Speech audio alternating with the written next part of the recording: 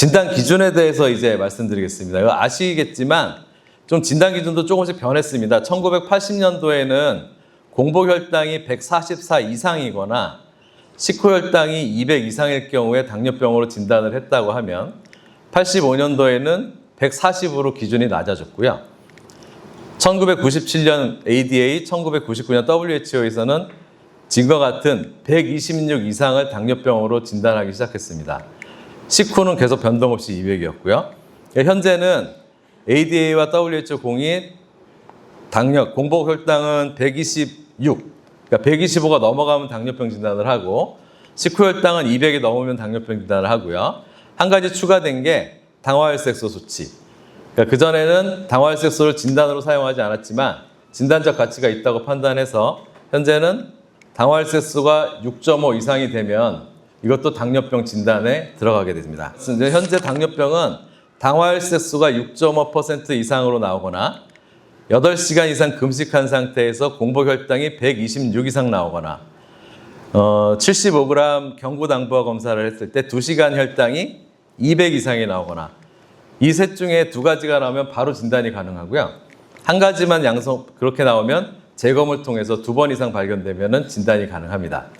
또한 당뇨병의 전형적인 증상, 우리가 3다 증상이라고도 흔히 하죠. 물을 많이 마신다, 살이 빠진다, 이런 거. 그런 증상이 있으면서 당을 해봤더니 200이 넘더라. 그럼 당뇨병 진단이 가능합니다. 당뇨병 전 단계, 당뇨병 정상은 아까 공복혈당이 우리가 100으로 기준으로 했기 때문에 126이 넘지 않는 공복혈당이 100에서 125 정도 사이가 되시는 분들은 공복혈당 장애라는 말로 정의하고요. 식후혈당이 140 미만이 정상입니다. 근데 200이 넘으면 당뇨로 진단했었잖아요. 그래서 140에서 199 정도에 되시는 분들을 내당능 장애라고 분류합니다. 네, 당화혈색소는 5.6%까지 정상입니다. 5.7부터 이제 6.5가 당뇨이기 때문에 5.7에서 6.4에 걸쳐 있는 분들은 당뇨병 전 단계에 분류합니다. 아까 당뇨병 외에 정상에서는 벗어나지만 당뇨병 진단을 하기는 아직 안 되는 사람, 그런 경우를 당뇨병 전 단계로 분류합니다. 이것은 뒤에 가서 자세히 설명드리겠습니다. 이런 기준인데요. 이거는 우리 당뇨병 치료 지침에 잘 나와 있습니다. 당뇨병 진단은 손끝에서 체열하는 거로는 사용할 수 없다고 되어 있는데 그 이유는 정맥혈장, 그러니까 우리가 혈액 채취해서 정맥으로 혈액을 돌려서 했을 때보다 손끝에서 체열했을 경우에는 약 10에서 15 정도 낮게 나오는 경향이 있습니다. 즉 당뇨 진단이 잘 안 될 가능성이 있고요. 측정 기계 정확도 자체가 15% 정도에서 오차 범위가 굉장히 넓습니다. 그리고 손가락을 찔렀을 때 어떻게 찔렀느냐, 이게 손가락 찌르실 때 아프니까 살짝 찔러가지고 쥐어짜시는 분들이 꽤 있는데 그러면은 혈장액과 섞이기 때문에 수치가 굉장히 낮게 나옵니다. 그래서 찌를 때 과감하게 한 번에 푹 찔러서 피를 내셔서 하셔야 됩니다. 예. 그래서 그런 변동에 따라서 왔다 갔다 하기 때문에 우리가 당뇨병을 진단할 때는 혈액을 채취해서 하는 걸 원칙으로 하고 있습니다. 당화혈색소는 표준화된 방법을 사용하라고 되어 있는데 두 가지로 보고됩니다. NGSP, IFCC라고 해서요. 보통 우리가 6.6이다, 6.5다 하는 거는 NGSP를 기준으로 하는 거고 IFCC에서 환산하면은 이런 식으로 환산이 가능합니다. 되게 이거를 많이 사용하시는 거고요. 당뇨병 팩트시트 보시면은 지금 현재, 현재보다 이제 가장 최근의 팩트시트에서는 30세 이상 인구의 약 15.5% 정도가 당뇨병 환자로 보여집니다. 그 중에서 이제 젊을 때는 한 60대까지는 남성분들이 많고요. 60대부터 남성, 여성이 좀 비슷해지고 70대로 이렇게 넘어가면서부터 여성 당뇨 인구가 증가합니다. 현재 그래서 당뇨병 환자는 30세 이상에서는 우리 전체 인구의 이제 533만 명조가 당뇨병 환자라고 보고하고 있습니다. 근데 증례를 보는 식으로 한번 그 다음에 설명을 드려볼게요. 42세 남자가 키는 178이고 몸무게가 85kg. 그래서 체질량 지수가 27.4, 비만하신 분이죠.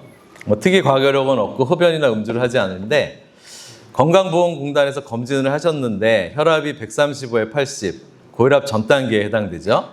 공복혈당이 102, 그러니까 정상이 100 미만, 99.999까지가 정상인데 살짝 넘었습니다. 콜레스테롤은 총 콜레스테롤이 259, 중성지방이 420. 우리가 흔히 얘기하는 좋은 콜레스테롤이라는 게 37, 나쁜 콜레스테롤이라고들 하시는 LDL이 138. 그러면 요거는 이제 이상제혈증이 같이 있고 고지혈증 그런 상태입니다. 그래서 사실 이렇게 공복혈당이 100을 살짝 넘으시는 분들이 건강검진에서 굉장히 많이 나오시거든요. 여기 이제 의사회원들 많으시고 일반 회원들도 계실 텐데 실제로 건강검진을 했을 때 당이 100을 좀 넘는 분들이 굉장히 많이 있습니다. 아마 건강검진지 이렇게 보시면 당이 99까지가 정상인데 100이나 뭐 100을 조금 넘는데 당뇨는 아닌 이런 분들이 굉장히 많을 텐데요. 그러면 공복혈당이 100이면 당뇨가 아니니까 안심하고 지내도 되느냐에 대해서 한번 보겠습니다. 공복혈당이 126 이상인 것만을 가지고 당뇨병을 진단하면 전체 당뇨 환자의 반 정도밖에는 진단이 안 됩니다. 나머지 반은 진단을 놓치게 되고요. 반대로 당화혈색소만을 가지고 당뇨병을 진단하게 되면 이 공복혈당과 75g 오랄 경구 당부화 검사를 종합적으로 했을 때에 비해서는 30%밖에 당뇨병 진단이 안 됩니다. 즉 공복혈당만 가지고 했을 때는 거의 반 이상 당뇨병 환자를 놓치게 되고 당화혈색소만 같이 했을 때도 30% 정도밖에는 진단이 안 된다. 그래서 서울 남부 지역에 놓인 한 20% 정도가 당뇨병이 있다고 우리가 봤을 때 공복혈당이 125가 안 되는데 그러니까 당뇨병 진단 기준에 안 들어가잖아요. 아까처럼 뭐 100이나 102, 103, 105, 106 그런데 식후 2시간이 200이 넘어서 당뇨병으로 진단되시는 분들이 이 당뇨병 환자분들 중에 65%였습니다. 그러니까 65%의 환자들은 이렇게 경구 당부화 검사를 해보지 않았을 때는 공복혈당만 가지고는 당뇨병 진단이 안 되셨던 거죠. 그러니까 공복혈당만으로 당뇨병을 진단하면 진단이 되지 않을 가능성이 높다. 한국 당뇨병 예방 연구라는 건데요. 1637명을 대상으로 했고 공복혈당이 100을 살짝 넘고 체질량 지수가 23 정도 살짝 넘으시니까 과체중에 해당되시는 분들이죠. 기존에 당뇨가 없던 사람들을 경구 당부화 검사를 했더니 이 중에서 446명이 당뇨병으로 진단되었습니다. 그 중에 공복혈당이 126이 안 되시는 분, 125가 넘어서 공복혈당으로 당뇨병을 진단을 하지 않았던 사람이 76%에 해당됐고요. 공복혈당도 125가 안 되고 심지어 당화혈색소도 6.5%가 되지 않는 그러니까 공복혈당과 당화혈색소로는 당뇨병이라고 진단되지 않는 실제 당뇨 환자도 59%나 있었습니다. 그림으로 표현한 건데요. 공복혈당으로 진단하니까 그 진짜 당뇨 환자 중에 한 23%가 공복혈당으로 진단이 됐고요. 당화혈색소는 28% 진단됐습니다. 두 가지를 같이 고려했을 때도 40%만 진단이 됐고요. 실제 당뇨 환자 중에 40%만이 이걸 가지고 진단할 수 있었고 우리가 오랄 GTT를 했을 때는 당뇨 환자의 90% 정도가 진단이 가능했습니다. 그리고 말씀드렸듯이 이렇게 공복혈당과 당화혈색소를 가지고 진단이 되지 않은 사람이 60% 정도에 해당됩니다. 결국 말씀드리고 싶은 거는 검진 같은 데서 100이 좀 넘는다. 근데 125는 안 된다. 요 사이 그 정도의 결과지를 갖고 오시는 분들을 과연 어떻게 할 것이냐. 당뇨병은 아닙니다. 아니죠. 당뇨병은 아니니까 당뇨병은 아니에요. 괜찮습니다. 이러고 그냥 끝내면 과연 될 것이냐죠. 네, 그러면 안 된다는 거고요. 권고사항은 공복혈당이 100에서 110 정도 되거나 당화혈색소가 5.7에서 6.0 정도 되신다면은 최소한도 계속 1년에 한 번씩은 검사하자고 해야 되고요. 그 중에서 특히 과체중이신 분들 같은 경우에는 경구 당부화 검사를 적극적으로 하면 상당수가 당뇨병 환자로 진단이 된다는 겁니다. 그리고 공복혈당이 이미 110을 넘고 당화혈색소가 6.1 이상 되시는 분들은 이 분들이 실제 당뇨병 환자일 가능성이 높기 때문에 바로 경구 당부화 검사를 실시해 보시는 게 좋겠다는 겁니다. 경구 당부화 검사는 검사하기 3일 정도부터 평소 활동을 유지하고 하루 150g 이상의 탄수화물을 섭취합니다. 그러니까 검사하기 전에 검사할 때 잘 나오려고 3일 동안 열심히 헬스 다니고 쫄쫄 굶고 이러시면 안 된다는 거죠. 그러니까 평상시 하시던 대로 하시고 검사를 해야 되고요. 그리고 검사 전날부터 10시간 금식하시면 됩니다. 그러니까 한 밤 10시 정도까지 드시고 그 후로는 금식하라 그러고 아침에 와서 체열하시면 되겠죠. 그렇게 해서 공복혈당 포도당을 재고요. 그다음에 75g에 해당되는 포도당을 5분 이내에 마십니다. 요거는 이제 상품으로 나와 있는 것도 있고요. 그렇게 마시고 나서 다 마시고 나서부터 2시간. 2시간이 지난 다음에 다시 당 검사를 해서 요게 이제 200이 넘으면 당뇨병으로 진단이 되는 거고요. 필요에 따라서는 30분, 60분, 90분을 체열하기도 합니다. 그러니까 당이 어느 시간에 어디까지 올라가고 언제부터 꺾여서 내려오는지를 볼 수 있거든요. 그렇게 하기도 하는데 일단 2시간 있다가만 하셔도 되고요. 근데 여기서 회원님들 아셔야 될 거는 이 경부 당부화 검사를 청구하실 때 경부 당부화 검사 코드가 있거든요. 그러니까 2만 얼마 정도 되는데 요거는 그 내분비 내과 분과 전문의만 청구가 가능하다고 합니다. 근데 대신 이제 검사는 다 청구가 되는데 그 검사 자체에서 고수가는 청구가 안 된다고 하고요. 그래서 아까 말씀드렸던 이런 분 이제 공복혈당이 100이 살짝 넘으시는 분, 이분을 다시 재검을 하고 당화혈색소 검사를 했더니 공복혈당이 112로 더 높게 나왔고 당화혈색소가 6.1%였습니다. 그래서 경구 당부화 검사를 해봤죠. 했더니 2시간이 185가 나왔습니다. 그럼 이분은 당뇨는 아니죠.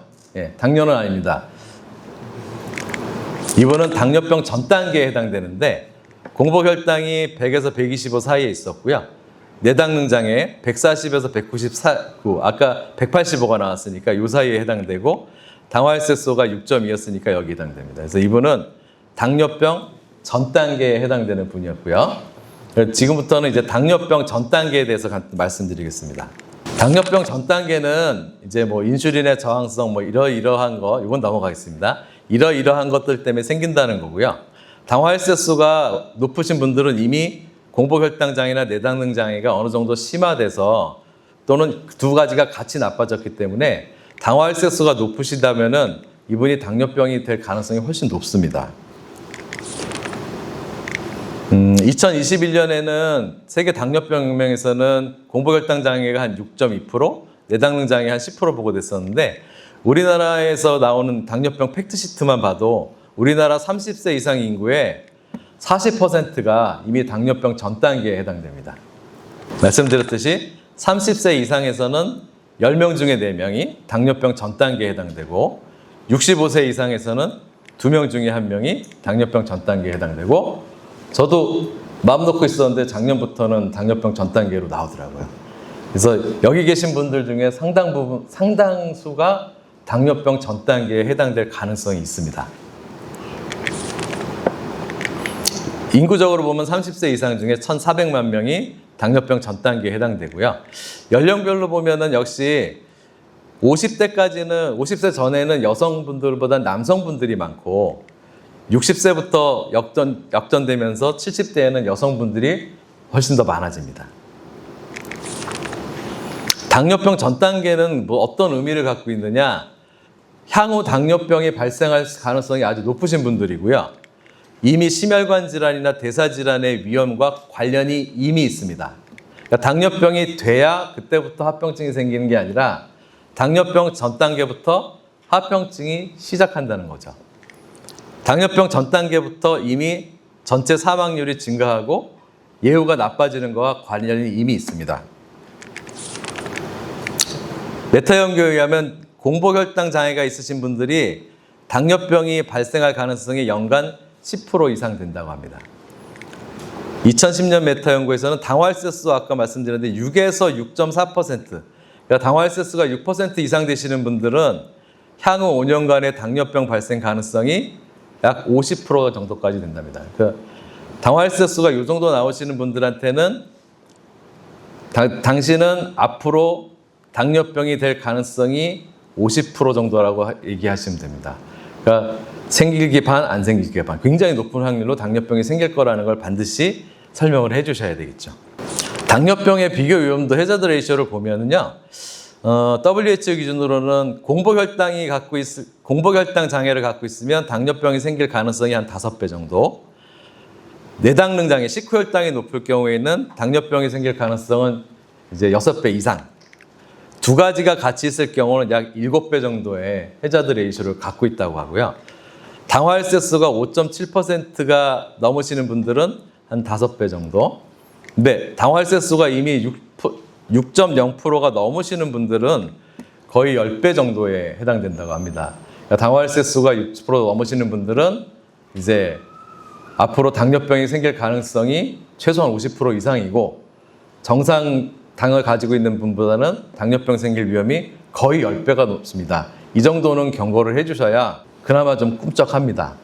그러니까 웬만큼 얘기해서는 진료실에서는 그래놓고 이제 가시면 또 까맣게 잊어버리시거든요. 내년에 와서 다시 말씀드리면 전혀 또 처음 듣는 것처럼 얘기하시고 합니다. 그래서 경고를 많이 해주셔야 됩니다. 이미 당뇨병 전 단계에 있는 환자들한테서 조사했을 때도 망막증을 갖고 있는 분들이 약 8%, 말초신경병증을 갖고 있는 분들이 많게는 16%, 이미 콩팥이 나빠지신 분들이 18% 정도 해당된다고 하고요. 당뇨병 전 단계에 있는 사람이 이미 심혈관 질환 발생이 높고 총 사망률도 2배 이상 증가한다는 보고가 있습니다. 그러니까 당뇨병 전 단계가 당뇨병보다는 아니지만 하여튼 정상보다는 훨씬 위험하다는 얘기죠. 당뇨병 전 단계의 치료, 요거는 결국 당뇨병으로 이게